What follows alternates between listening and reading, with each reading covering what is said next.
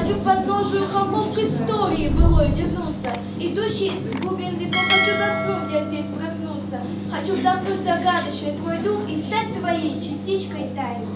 پرچم دویمو پرافشان با تاجیکستان عزیز تحت چنین عنوان چهاربینی ادبی فرهنگی ایدانه بخشیده بر روز پرچم دولتی در مؤسسه تعلیمی دولتی گیمنازیای رقم 13 شهر خوجند دایر گردید. دیرکتور مؤسسه ابراز داشت که برای اشتراک در چهاربینی تعداد کمی طالب علمان جلب کرده شده است. مقصد رعایت فاصله اجتماعی می باشد. در چهاربینی خوانندگان صنف‌های از 5 تا 11 فعالان شرکت ورزیده در وصف پرچم و استقلالیت شعرها قرائت نموده سرودها سراییدند.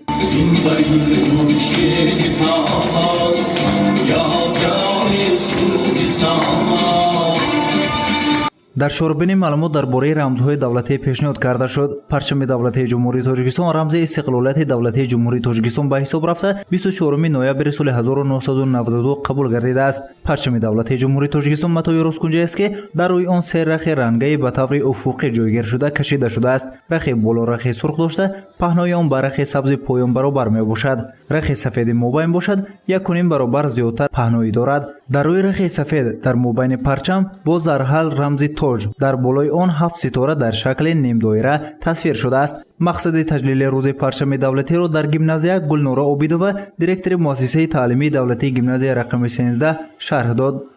هدف از گذراندن این چهاربینی‌ها تربیت نسل نوراست در روی خودشناسی ملی، وطندوستی، وطنپرستی، احترام و ارج گذاشتن به رمزهای دولتی جمهوری تاجیکستان می باشد.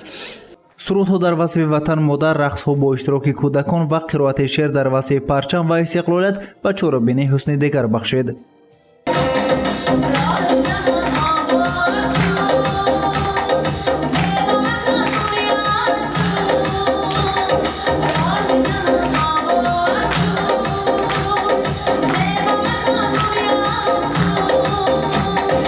به معلومات نمایندگان مؤسسه سنه 24 نوامبر در همه صنفخانه‌های گیمنازیا از جانب راهبران صنف‌ها ساعت تربیوی بخشیده به روز پرچم گذرانیده می شود.